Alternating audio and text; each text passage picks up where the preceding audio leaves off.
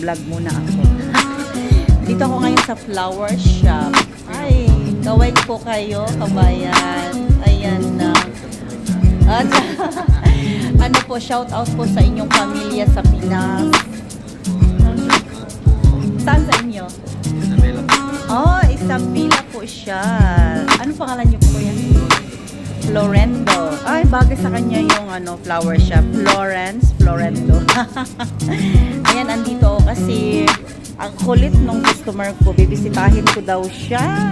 Kasi yun, bagong panganak, naglalambing yung customer ko. Tapos, yung tipong tawag nito, pasyal ka daw. Kasi lagi daw akong hindi pumupunta sa kasal niya at saka sa panganganak niya sa hospital. So, pupuntahan ko na lang siya sa bahay niya.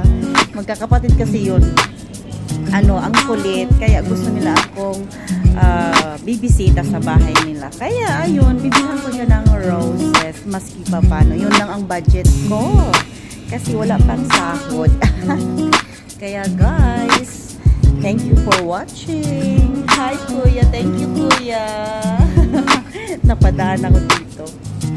Ang ganda talaga, oh. Meron akong yung followers ko dito din siya sa flower shop din siya. Diyan sa may Nadalhamar. Si David. Ang galing din niya. Ayan.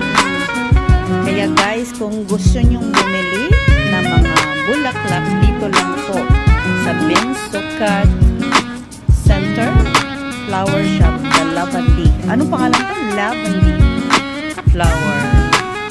Ang ganda naman.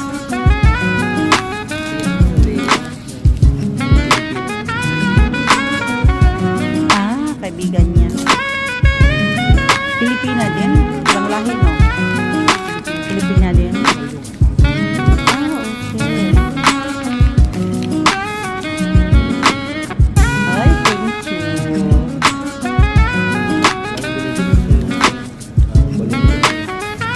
Yan ang oo.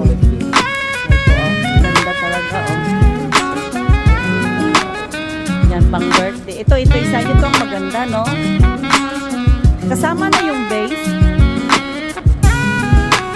Oo. At saka may 20 dirham, ganun din pala. Wow, may 20 dirham pa. Kailangan lagay mo 500. Meron na. May idea na ako.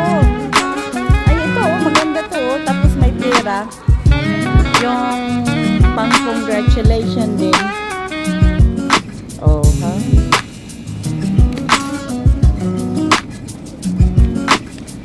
Ito, magkano ganito? Ganda to, oh. Nilagyan mo na ba? Free na lang po. It's a baby. Ito? Oh, thank you. Newborn?